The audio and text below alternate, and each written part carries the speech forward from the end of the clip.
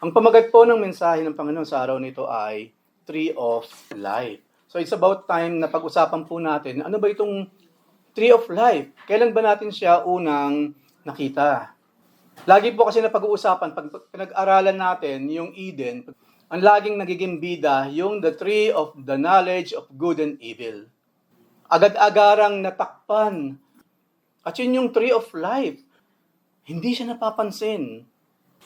Try to remember when natin napansin ang punong ito, samantalang lagi natin napapansin yung Tree of the Knowledge of the Good and Evil. Pero pag-uusapan po natin today. Kasi po, even doon natakpan siya, lagi na napapansin yung kabila, yung punong-punong-puno ng intrigue. Pag-uusapan natin itong nananahimik na punong ito na napakahalaga pala para sa isang tunay na anak ng Diyos. Originally, the best things in life was free. Sino sa atin ang mahilig sa free? All of us. Gusto natin mga libre. Right? Lalo na yung mga patikim sa mga malls, mga free taste. Diba? Sino hindi mahilig sa free taste? Of course, gusto ko rin ng free taste. Wala namang masama kung gusto ko naman yung tinitinda nila. Pero ang katotohanan, normal na sa tao, ang gusto niya lahat ng bagay ay libre. And you know what? Again, nung araw po, sa pagkakalikha pa lang ng Diyos, lahat po walang bayad. After nung 6 days creation, pagtapos ni Adam at ni Eve, ilagay sila doon sa garden, wala silang gagawin kundi pangunahan yung physical creation ni Yahweh. Yun ang trabaho nila, yun ang ministry nila. Kayo mag-alaga ng mga animals, kayong bahala sa mga pananim. I-lead ninyo yung physical universe na akin nilikha. Specifically, yung nag-iisang blue planet sa Sansinukob. Kung saan, sa blue planet na ito, dito lamang kasi merong buhay. Wala na pong, according sa Biblia, wala na pong buhay sa ibang planeta. Earth lang po ang meron. That is how special the planet Earth is. Napakahalaga po ito sa Diyos. Dito talaga ibinuhos ng Diyos lahat ang kanyang focus, ang kanyang attention, ang kanyang pagmamahal sa nag-iisang blue planet sa kalagitnaan na napakadilim na sanlibutan. At yung nga po, libre lahat. Bilang patunay, Genesis 2:15 hanggang 16 ang sabi po dyan. So the Lord God took the man and put him in the garden of Eden. May garden na. Hindi na siya magtatayo ng garden. Nandun na siya. Ano raw? To work it and keep it. Asikasuhin mo, yan ang ministry. At nakita niyo, keep it, right? Kumbaga, Adan, ariin mong sayo yung garden na yan. At ang sabi po dyan sa 16, and the Lord God commanded the man saying, you may surely eat of every tree of the garden. Lahat ng gusto mong kainin, pwede anak. Pwede. Libreng-libre lahat. Ngayon walang binanggit na any pigs.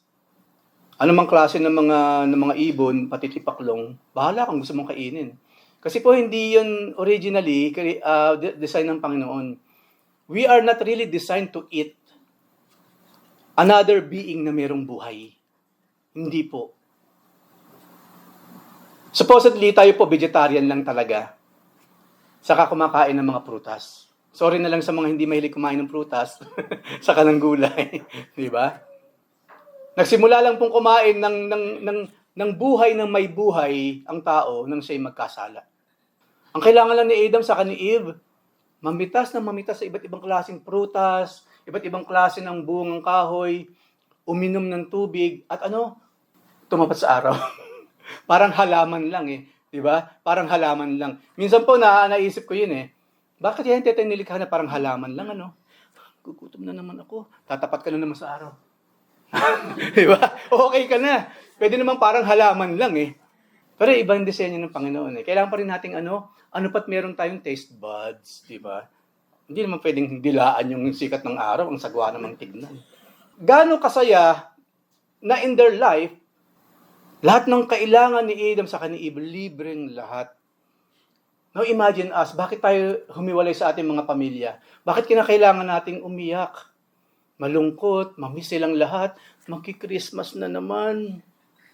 Hindi pa naman ako pwedeng umuwi kasi yung magaling na kasama ko sa opisina ayaw makipagpalit. Siya na lang lagi ang umuwi ng Christmas and so on and so forth. Di ba? Nakakalungkot, di ba? Kung tutusin, hindi naman dapat ganito tayo eh. Dapat una sa lahat, dapat nasa paraiso tayong lahat. We are living forever in joy and happiness and sustenance doon sa garden.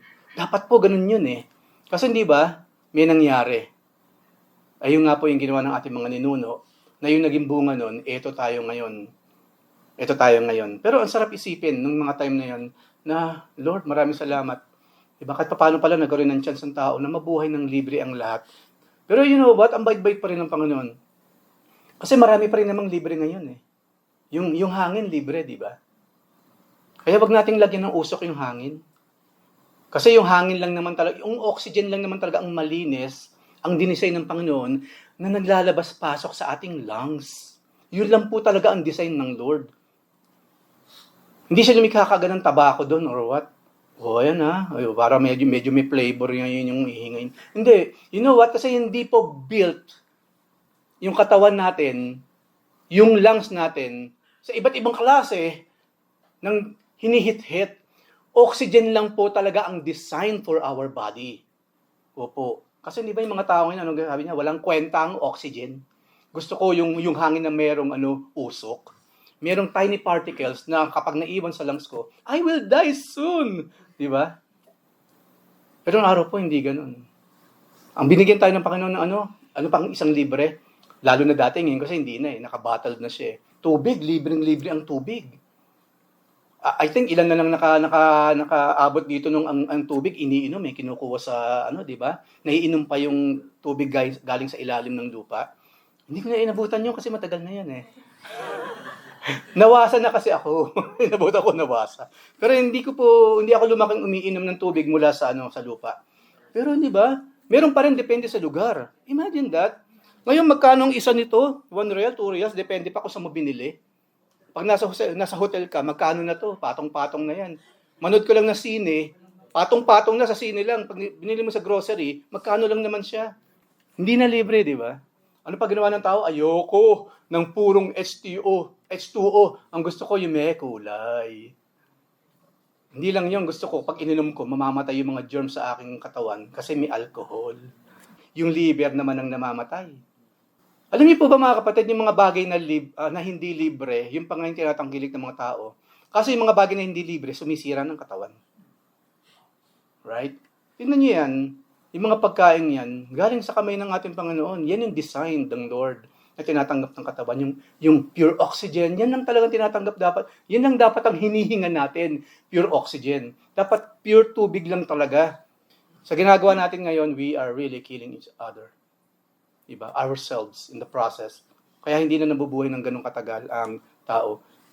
Bakit natin pinag-usapan to? Kasi bunga na rin siyempre nung susunod nating slide.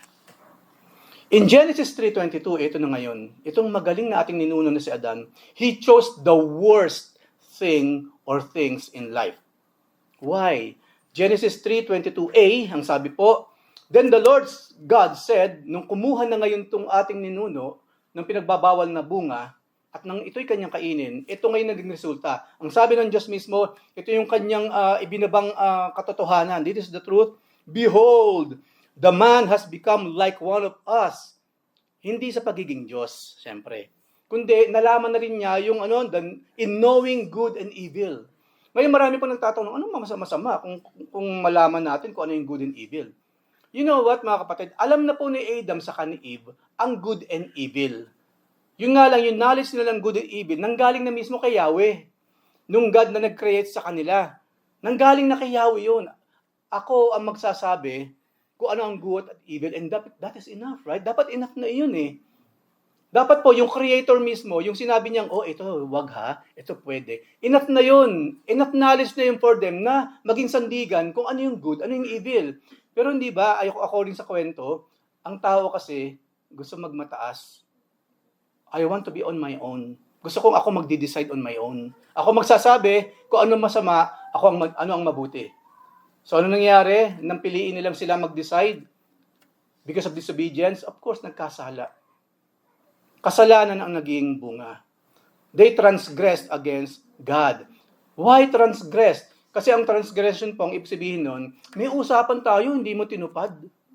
Transgression po ang tawag dun. anytime po nagsasabi tayo na, sige, gantong oras talagang ang meeting natin at hindi kayo dumating, you are transgressing against kapwa-tao and against God. Sa opisina, pag sinabing alas 9 ang pasok, dumarating ka alas 10, 9:30, you are transgressing against the company. Ulitin ko po, kaya pag merong salary deduction, wag na tayong magreklamo kasi we are worth it. Dapat kasi alas 9 hanggang alas 5, alas 9 hanggang alas 6. Kapag nagbawas yan, may karapatan ng kumpanyang bawasan ang sahod natin. Wala nang reklamo pa. Why? Transgression po ang hindi tumupad sa usapan. At yung kasi nangyari kay Adam saka sa ating Diyos Amang si Yahweh. Nag-usap sila eh. O yan ha, ang ganda-ganda pa ng usapan nila. Lahat pwede mong kainin. Enjoyin mong lahat. Wag lang tong nag-iisang ito. Nag-iisa. Ilang klaseng prutas, puno, meron doon sa hardin. Ilang klaseng bungang kahoy, meron doon. Pero imagine that, brothers and sisters, yung pang talagang nag-iisa, yung pa talagang pinagdiskitahan nila. Hindi ba ganyan talaga ang tao because of sin? Tayo. Kung ano pa yung ayaw ng Panginoon, yun ang lagi nating ginagawa. Ang sabi ng Panginoon, di ba, sa Old Testament, huwag ka nang mangako sa akin.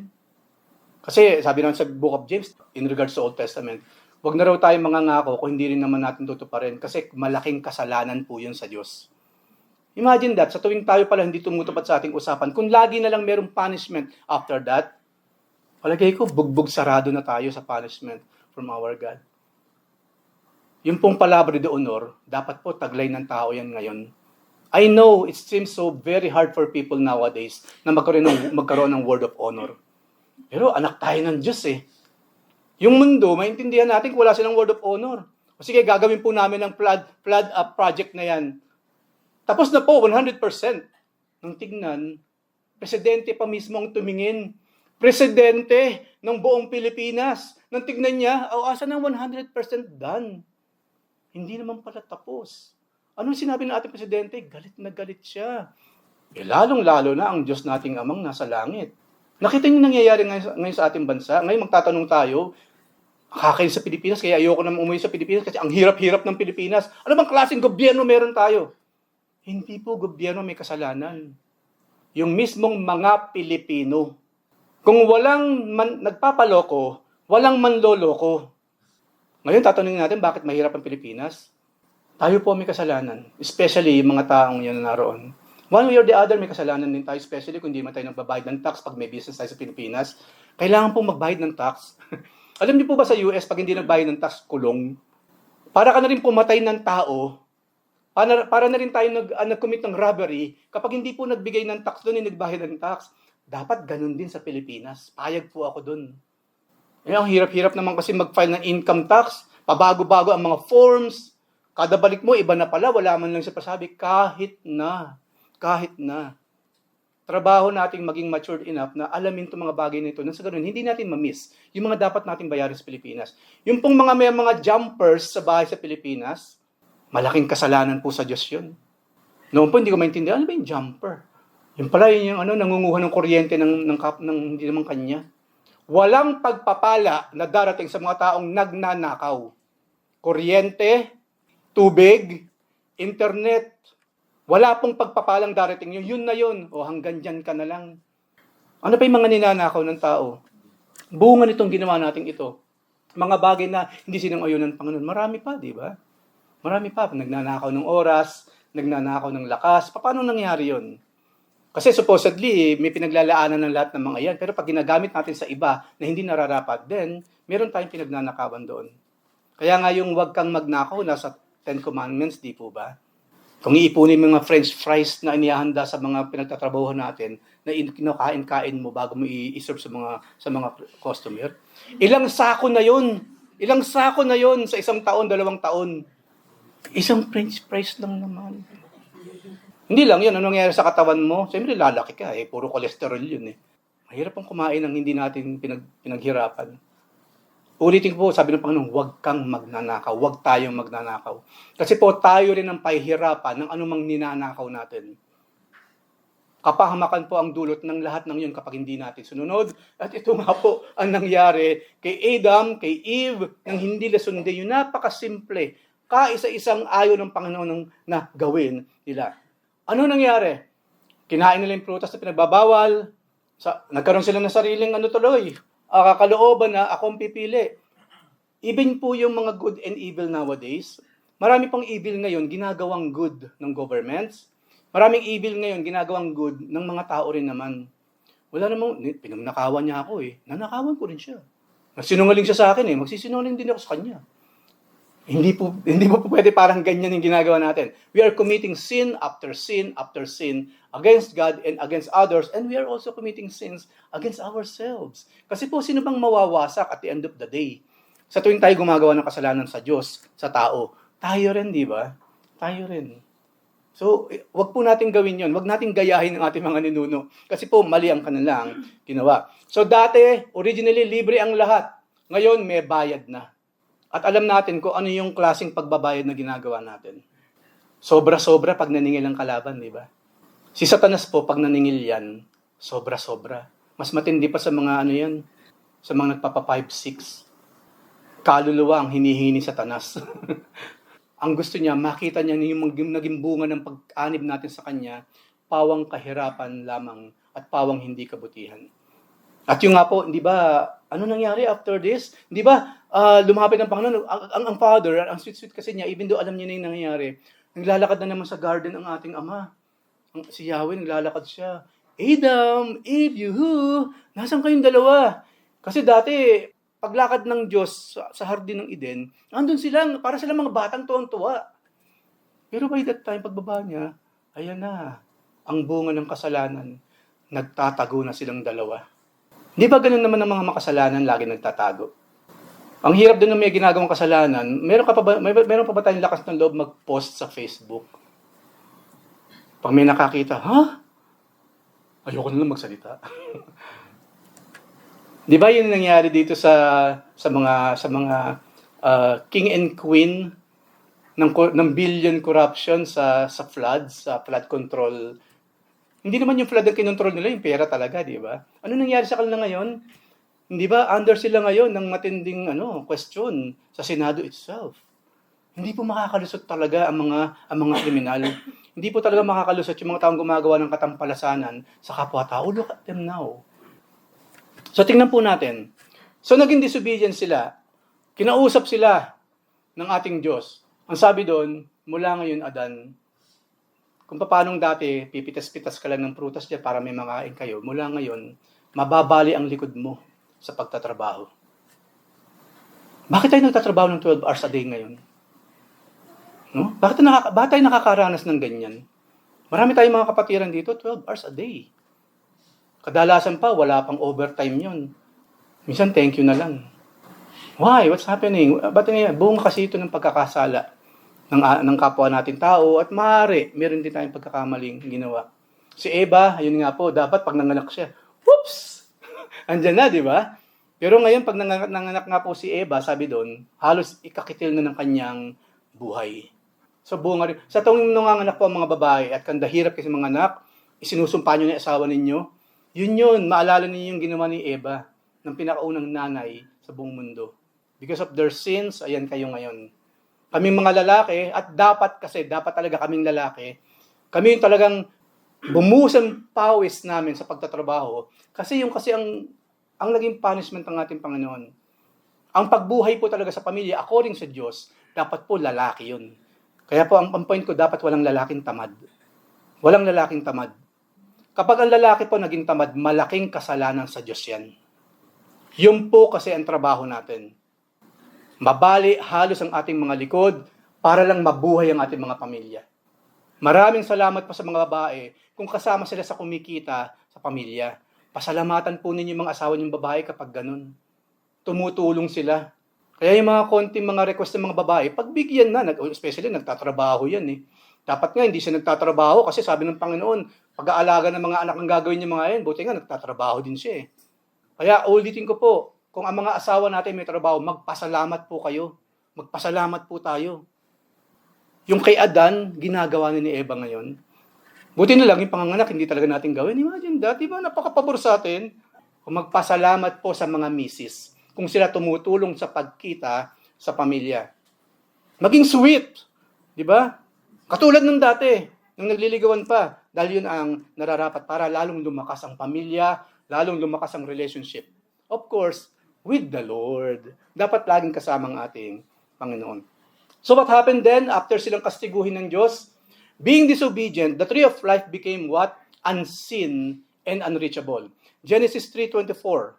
Kaya nga, God drove out man and at the east of the Garden of Eden, He placed the cherubim, mga cherubim.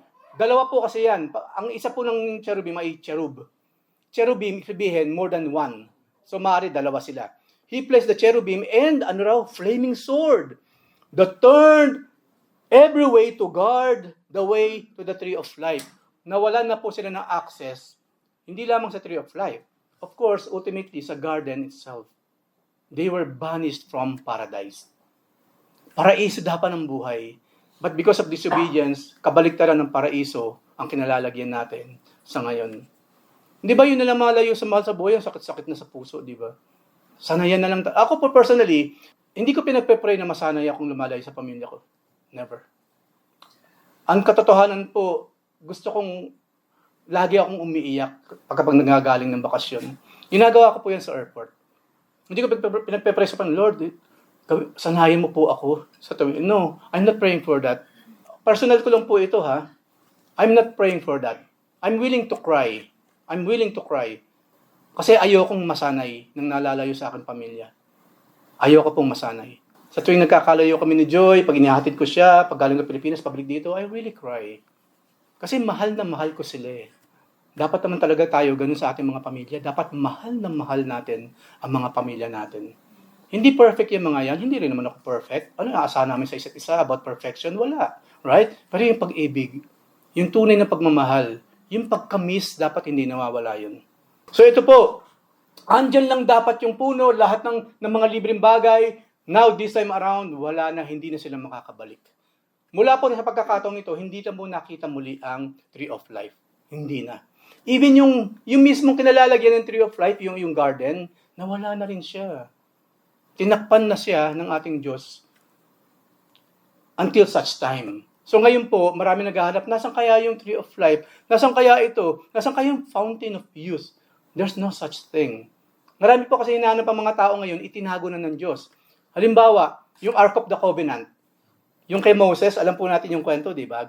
Nagpagawa ang Diyos ng arko, yung gustong materialis ng Diyos, yung kanyang pagkakagawa, yung disenyo ng Diyos, ganun mismo ginawa. Yung ark, sa yung art director, no? Siya yung engineer, siya talaga nabigay ng idea sa tao paano gagawin yon, yung ark na yon. Di ba din po nilagay yung 2 tipak ng bato, yung 10 Commandments, nandiyo yung tungkod ni Aaron na nagbabad, at hindi lamang yun, meron pong mana doon. Special mana, I believe hindi yun nasisira. Kasi po yung mana po, pang araw-araw, yung daily bread po yun. Kaya nung minsan magtabi ang mga Israel ng mana para kinabukasan daw, kinabukasan po, inuuod na, panis na. Kasi ang sabi ng Panginoon, huwag kayong magtatabi. Nakita niya katigasan ng ulo ng tao, sabi niya, everyday bubuhayin ko kayo. Sa kabila ng nangyaring ito, pinalayo sila sa paradise. Sabi ng Panginoon sa Israel, bubuhayin ko kayo. Bubuhayin ko kayo. Every day, mayroong babagsak na pagkain mula langit, yung pangmamana in the desert. Huwag kayong magtatabi, ha? Pero ano ginawa ng mga taga-Israel? Mga ano talaga eh. Ano ba tawag doon? Iba, sweetik daw eh. Diba? Marami talagang taong sweetik. Sinabi naman, sapat-sapat na eh. Hindi, nagtabi pa rin sila. Kinabukasan nga po, hindi nila napakinabangan. Nabulok. Wala pong masamang mag-ipon mga kapatid. Wala pong masamang maging practical. Pero let's do it in God's way. In God's way. Kasi kaya nga yung mga taong practical, kapag hindi nila ginawa in God's way yung pagiging practical nila, binabansangan silang kuripot, ganun ang nangyayari tuloy. Kasi not in God's way yung pagiging practical, kuripot lang kinababag sa kanila sa mata ng kapwa tao. Yung pong meron dong mana, di ba? Nakalagay, hindi po yung nasisira. Maging yun po, nawala na siya. At never na siya nakita, mula nung last time na nakita siya doon sa templo. Hanggang yun po hinahanap yan. And they're looking for it in vain. Hindi na po makikita sa lupa, sa dimension na ito na kinalalagyan natin, itong punong ito, katulad ng ark. Hindi na po. Hindi na. But of course, one day we will see. Ngayon, nung palayasin sila at nakakaranas na po sila ng hirap, di po ba ang hirap nung galing ka sa lugar na malamig, lilipat ka sa lugar na napakainit? Imagine niyo yung klase ng adjustment, di ba? Yun na nga lang lalabas ka ng kwarto mo, papuntang sala dito. Ang hirap na eh. Ang init kasi eh. Pumunta ka dito, biglang pauwing ka ng probinsya, ang hirap nun, galing ka ng Manila, uwi ka ng probinsya. Di ba, ang hirap mag-adjust and vice versa, mahirap mag-adjust. Lalong-lalong itong dalawang ito. Imagine from paradise to barren land. Ang sabi po sa Biblia, yun daw pong lupa, dahil sa kasalanan ginawa ni Eva at si Adan, para siya nagmistulang bakal. Hindi po dapat ganyan lupa. Ngayon, hindi siya dapat mahirap bungkalin. Hindi po disenyo ng Panginoon na mahirap bungkalin ang lupa para tayo merong maitanim at may makain. Kaya po ganyan ang lupa ngayon, bunga rin po ng sumpa ng Diyos kay Adan. Kaya talagang kandakuba si Adam para lang may makain ng kanyang pamilya. Maging ang lupa po, cursed. Even this planet na kinalalagyan natin, nakaranas ang sumpa mula sa Diyos. Kaya po, paradise, saan tayo pupuntang paradise dito sa mundong ito? There's no such thing as paradise on this planet now. There's no such thing. Okay? There's no such thing. Pero, tingnan natin. Yun daw ginawang pagpapalayas ng ating Diyos, ng Creator ni Yahweh kay Adam sa kay Eve. It was an act of merciful grace. Grasya pa rin po ng Diyos, habag at grasya pa rin ang reason kung bakit niya pinalayas yung dalawang ito. Why? Yung tree of life po kasi, meron siyang properties.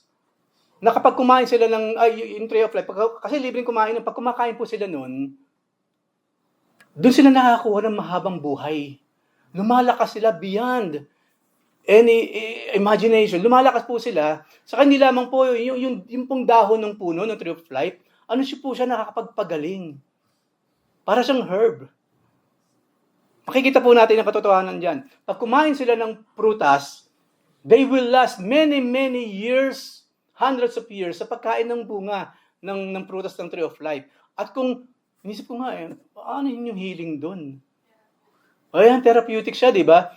I mean, wala pang sickness noon. Walang sickness po sa garden, sa hardin. Walang sickness. Inisip ko nga, meron din kayong gas-gas doon, kailangan ng pantapal or what. Pero regardless, kung dumarating tayo, nagkakasugat sila, nagkakasakit sila, regardless of that, ang bunga po ng dahon ng tree of life, healing. At doon po nanggaling yung word na therapeutic.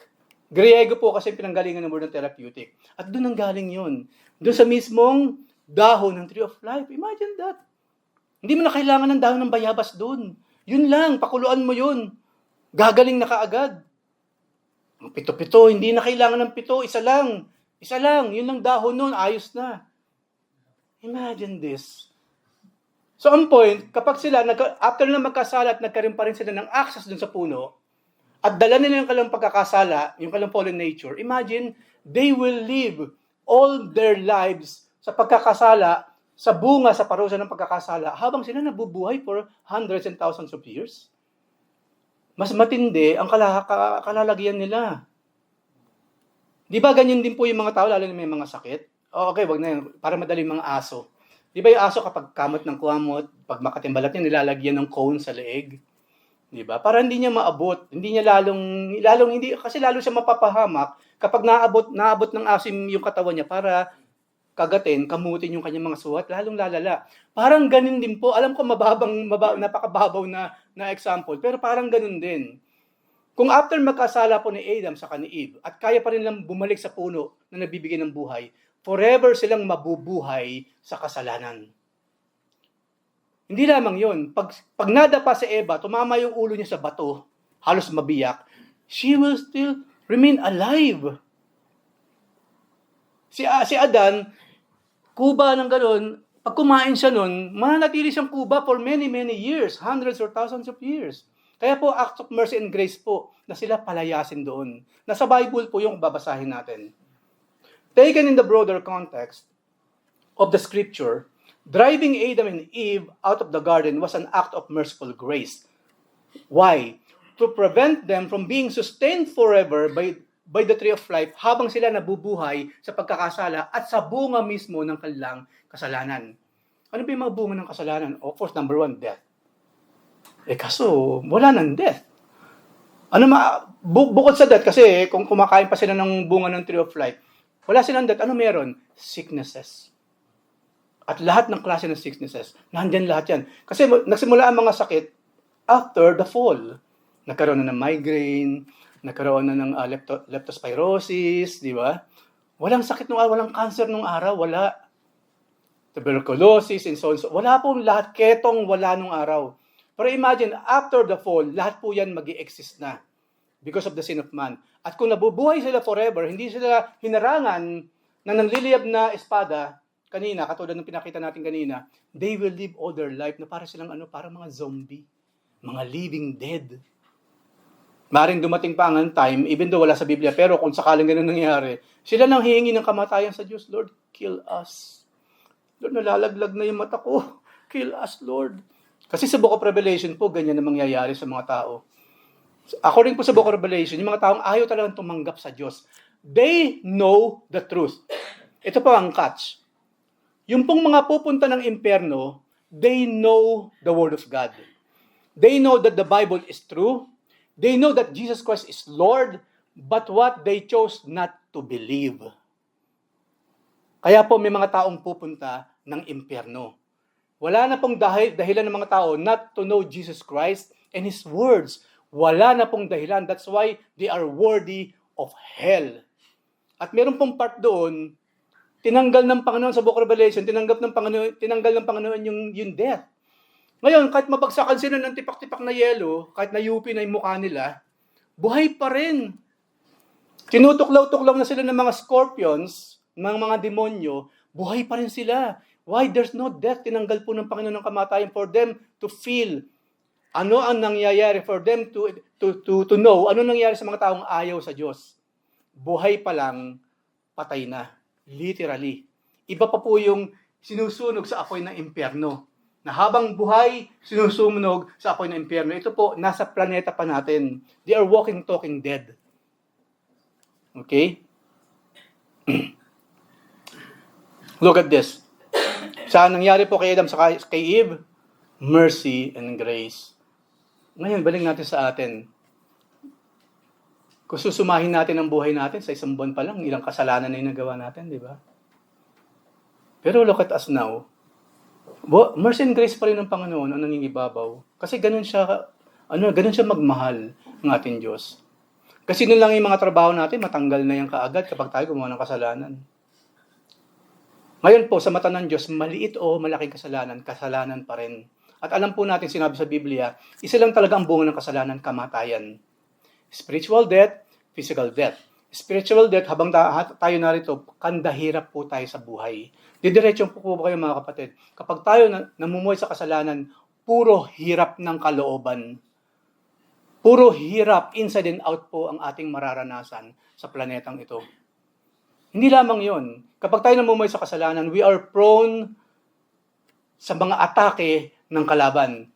Kasi easy access siya sa buhay natin. We are sinners, easy access ang kalaban. Ano gagawin ng kalaban sa atin? Hindi ba sinabi sa aklat ng Ephesians, meron siyang fiery darts?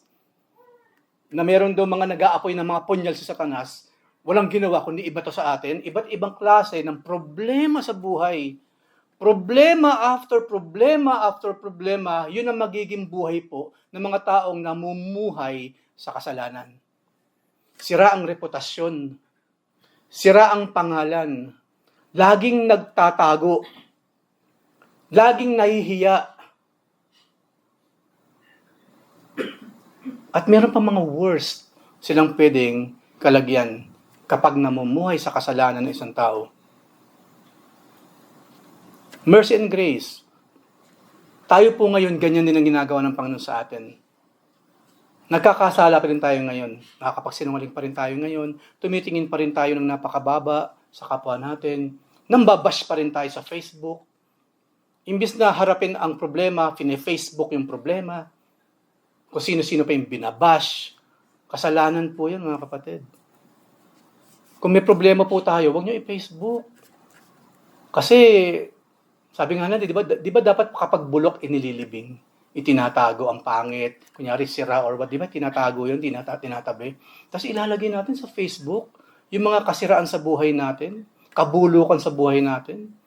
Imagine, ayun po ang ginagawa ng marami ngayon. They are committing sin. Terrible sin against God, terrible sin against their co-humans, and terrible sin against themselves. Sino pa ang mahihirapan sa kanilang ginagawa kung ganyan po tayo? Tayo rin po. Nakakahiya po yun. Nakakahiya. Minsan pag-pray din natin, Lord, taasan po niyo yung level ng aking hiya. Kasi maaaring hindi natin namamalayan, nagiging walang hiya na pala tayo. Diba? Kasi anong standard na nakikita natin sa mundong ito? Anong standard na makikita natin sa mundong ito? Super sub standard po. At malaking possibility hindi natin namamalayan, we are already in the world and living in the world, and we are like the world na kahit tayo yung mga Kristiyano. So pag-pray din natin, Lord, i-gauge mo ang aking kahihiyan. Baka po hindi ko alam, hindi ko namamalayan, konting-konti na lang pala yung kahihiyang meron ako sa aking sarili. Gawin po ninyong 100% ulit, Panginoon, ang kahihiyan ko. Kasi nasisira po ang pangalan ninyo, nasisira ang pangalan ko, at nasisira yung pangalan ng aking mga mahal sa buhay. Lord, give me this. Ipag-pray po natin minsan yun. Maging creative tayo sa ating pag-pray. Yan po isinasama sa prayer. Isama natin sa prayer yan. Dagdagan mo po ang aking kahihiyan, Panginoon, upang mas lalo akong maging maingat sa aking pamumuhay. So ano ngayon? Paano mangyayari ngayon? Pinalaya sila, ganun na lang ang pambuhay. Kasi alam natin, maraming problemang dumaan sa buhay po ni Adam sa ni Eve nung mangyari yan. Hindi ba nakakalungkot po yung kwento na pinatay ng kalang anak yung kapwa niyang kapatid? The first murder in history nangyari po sa first family sa planetang ito. Pinatay ni Cain si Abel. First murder. Nakita niyo yun? Because of sin. Nakita mismo ni Adam sa ni Eve. For me, napakasakit po nung ganun. Hindi po ba sa mga balita ngayon, tatay, sinaksak ng anak. Gumanti ang nanay, sinaksak yung anak. Nakita niyo sa balita ngayon, mga magkakamag-anak, nanay, tatay, nagpapatayan sila. Tatay, ginagahasa yung anak. Nanay, hinahayaan yung batang sa mga pedophile online. Ako po, hindi ko na mawari anong klaseng mundo yung ginagalaw natin. Pilipinas pa lang yun. Nanay, ibinebenta sa pedophile online yung sarili niyang mga anak. Tatay, ginagahasa yung anak. Yung anak, pinapatay yung mga magulang. Ginugulpi pa. Sabi nga nila, hell? Hindi malayo ang hell, sabi nga nila. Hell is here on this planet already.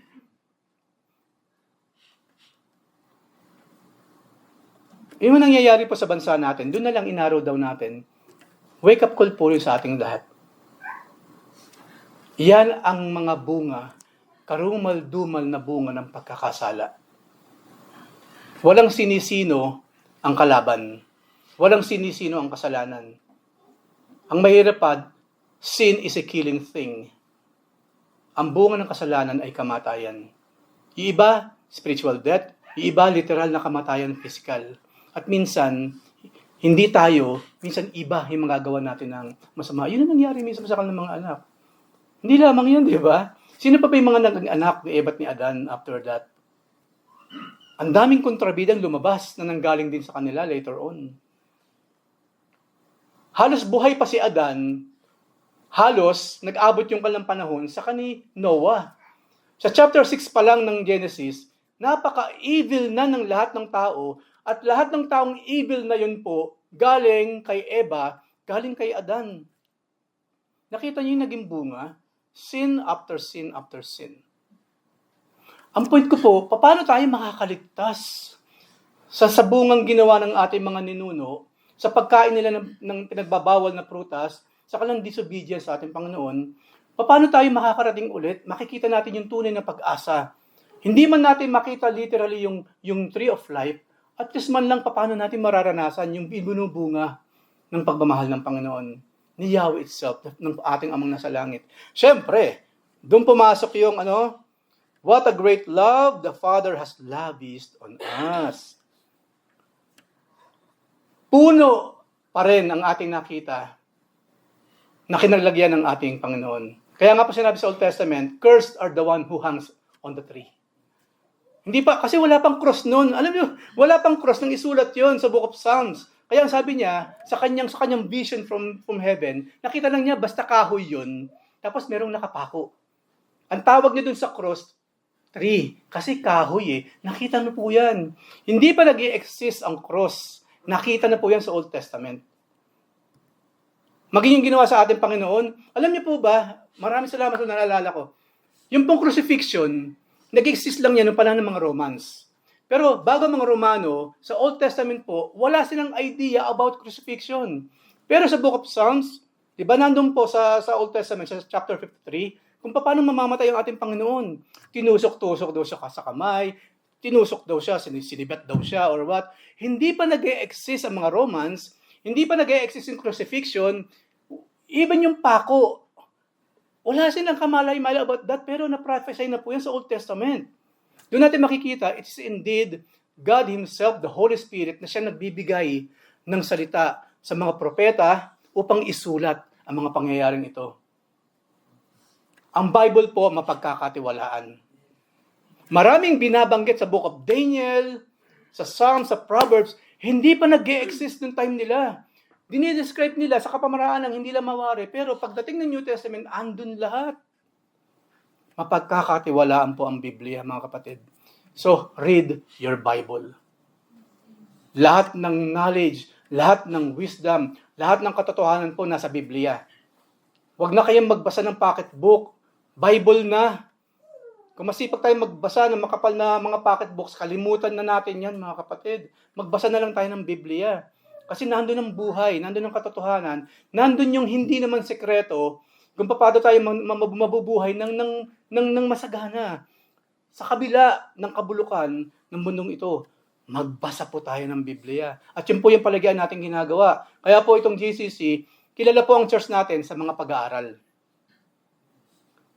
Yung pong nanggaling ng GCC na nasa ibang church na, isa lang sinasabi, iba ang pag-aaral sa simbahan natin. Why? Binibigyan po kasi natin ng halaga ang salita ng Diyos. Wala nang ibang susi sa magandang buhay, sa tagumpay sa buhay, kundi yung ginagawa nating pag-aaral. For us to know His will, His words, upang makai-apply natin sa ating mga buhay. Kaya nga po, naghihimo kami, wag tayong, pag may pagkataong, meron pong pagkakataong may pag-aaral, daluhan ninyo, pinakamahalaga po yan sa lahat. Kung ayaw natin makatulad ng mga pinag-usapan natin kanina, naturingan ng Kristiyano, pero ang buhay nila ganoon, nagkakawindang-windang pa rin, then, love the Bible. Love the Word of God. Ulitin ko po, walang ibang makakatulong sa atin upang tayo maahon sa anumang klase ng hirap meron tayo ngayon, kundi ang salita ng Diyos. Ang banal na Espiritu ang sumulat niyan, ang Diyos mismo. Ito yung kanyang napakakapal na love letter to us. Sa isang anak ng Diyos, wala na pong ibang pinakamahalaga, kundi laging marinig ang salita ng kanyang Ama. I hope and pray, totoo nga na walang ibang mas mahalaga sa atin. Kung paano pagpapala kasi ang dulot, kaligtasan ang dulot ng pagbabasa ng salita ng Panginoon, pag-aaral ng kanyang salita, kabaligtaran po niya na mangyayari kapag hindi natin gagawin. At ayaw natin nun. At ayon din po yun ng ating Panginoon. 1 John 3, 1a. Ang sabi po dyan, see, sabi niya, see, what great love the Father has lavished on us. Yung word na ginamit niya, lavish, talaga, lavish. Sobra-sobra. Yung klaseng pagmamahal. That we should be called children of God. And that is what we are. Sinasabi ito ni John with full emphasis, kapatid, anak ka ng Diyos. Ibinuhos ng Ama ang lahat-lahat sa iyo. Sa ating lahat, through whom the Lord Jesus Christ. Hindi ko po nilagyan ng tao yan kasi matagal nang nabuhay magmuli ang ating Panginoon. Kaya po tayo pag nagsuot ng crucifix, wala na pong nakapako. He already was risen 2,000 plus years ago. Ulitin ko po, pwede kayo magsuot ng kwintas na krus. Make sure po, walang tao. He has risen. Buhay na siya sa ating mga puso at sa ating mga isip. Buhay po ang ating mga... So good news, di ba? Pwede na pala ako bumili. Meron kayong crucifix sa bata, gold crucifix. Wala pang problema doon. Just, ulitin ko po, just make sure walang nakapako. Hindi natin ginagawa yon. Okay, we remember Him. At mamaya po, lalo natin siyang alalahanin. So imagine this. Wala nang iba pang mas mataas kay Jesus. Ceiling na si Jesus Christ nang pwedeng ihandog ng Ama for us not to die. At yun ang Kanya ibinigay sa atin. Malaking possibility, yung word na labis talaga, galing sa labis po yan. Labis-labis naman kung magmahal to. Diba? Labis-labis naman kung magmahal. Malaking possibility. Parang tambay lang yun eh. Galing sa word na standby sa English. Okay. So, kung paano ang Panginoon ipinako sa puno. And this cross, this wooden cross, reminds us. It must remind us of the tree na na-miss natin kanina. Yung punong itinago, nakita natin sa mismong cross na kinalagyan ng ating Panginoon for us, when He died for us. So, kailan talaga natin uli makikita yung tree of life? Kasi itinago siya, hindi naman sinabi din sa Biblia na sinunog ng Diyos, winasak ng Panginoon. Hindi, itinago lang po. Hindi na siya maabot ng taong makasalanan. Pero kailan uli natin makikita ang punong ito? The tree of life will be found again. Hallelujah! Revelation 22:2, ang patunay. Nagkaroon ng vision si John about the city of God, yung kinantanda natin kanina, the city of God. Through the middle of the street of the city, also on the either side of the river, the tree of life. At ito po, meron ng description. With its 12 kinds of fruits. Meron 12 bunga raw pala yung tree of life. Ewan ko ba kay Adan, saka kay Eva? Yung tree of knowledge, isa lang naman ang bunga. Ito, 12. But, hindi ko maintindihan talaga ang tao. 12 na to, ang bunga nito. Iba't ibang klase, 12. Samantala, isa lang. Poisonous pa. At yun ang pinili nila. Nakita niyo yung kawalan ng saysay ng ginawa ng ating mga ninuto. 12 kinds of fruit. At hindi lamang yun, yielding its fruit each month. So kung meron 12 month, merong isang prutas kada buwan. Saka na po natin i-delve deeper yan. Ang ganda-ganda po ng nakitang pangin na vision ng ating kapatid na ito. At ito nga po ang sinabi dyan. The leaves of the tree were for the healing of the nations. May pinag-usapan namin ni Joy. Sabi kasi dito, yung daw puno, isa lang, nasa magkabilang pampang siya ng ilog. Sabi ko, paano nangyari yun? Mali tuloy yung picture. Paano nangyari isa lang yung puno, pero magkabilang pangpang siya? Sabi ko, maybe, siguro, nakaganon siya, parang may daanan sa gitna. But, hindi ko alam. Siguro, pagdating na lang natin sa langit, paano nangyari? Na magkabilang pampang ng ilog yung iisang puno na ito. Excited po ako malaman ano itsura niya. So, let's go to heaven. No, sama-sama nating tingnan ano itsura po ng punong ito. Di ba? Nakakatuwa. Imagine ang isa po sa tawag sa Diyos, kay Yahweh sa Old Testament, the balm of Gilead. He's the balm of Gilead. Sa Gilead po kasi mayroong klase ng balm, isang klase ng oil na nanggagaling din sa mga halaman, na yun po yung kanilang efficacy oil ng araw. Yun po yung mga pinapahid nilang ointment para po sa anumang klase ng mga pagkakasakit. And you know what? Di ba nung dumating yung Panginoon, sino siya? Jehovah Rapha, siya rin yung Diyos naman na nagpapagaling. Sinisimbolize din po ng punong ito, yung ating Panginoon. Marami siyang symbolism. Totoong puno siya, pero yung mga symbolisms niya, nakakonekta po sa ating Panginoong Jesus. And we will delve deeper po about this later. Ang dami pong magagandang bagay tayo makikita sa punong ito.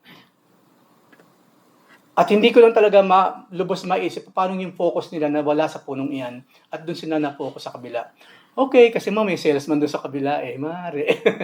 Diba? May salesperson kasi doon Yun na rin yung kasi, yun talagang pasaway yung salesperson na yun. Nabudol po silang dalawa.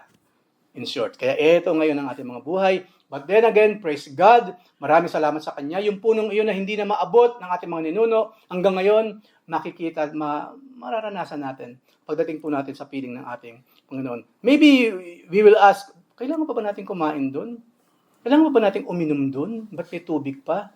Kailangan pa ba natin ng dahon doon para gumaling? We never know. Pero you know what? Isa lang naisip ko because of this. Akala natin ang langit, ganun lang kasimple. Basta maganda siya, maliwanag siya, May ulap, may mga angels, may tumutugtog ng harp, ginto. Pero heaven is more than that. There are things such as this. At malalaman natin pagdating doon, para saan sila? Di ba? I never know. Hindi ko po malaman. Wala pa kasi sinabi doon, nakakain din tayo sa langit. But we will see. We will see. Pagdating natin doon, ano talaga yung gagawin natin sa piling nating Diyos amang nasa langit. So panghuli po sa ating Truth to Ponder, the tree of life is a symbol of both eternal life and continual blessing. Yun na lang pong symbolism ang alam natin na nararanasan natin ngayon through whom hold on to the Lord Jesus Christ and let us be joyful forever. Ganyan ang mundo ngayon. Ito ang buhay natin sa piling ng Diyos. Ang sabi po sa Biblia, sabi po doon, God gave us life and gave it abundantly. Habang tayo po nasa planetang ito, kayang-kaya pa rin ng Diyos, ng ating Diyos, na magkaroon tayo ng masaganang pamumuhay. Sundin lang natin ang kanyang mga salita. Let us be obedient to Him at mararanasan po natin yung magandang buhay na hindi kayang ibigay ng mundo, pero kaya pong ibigay ng ating amang nasa langit.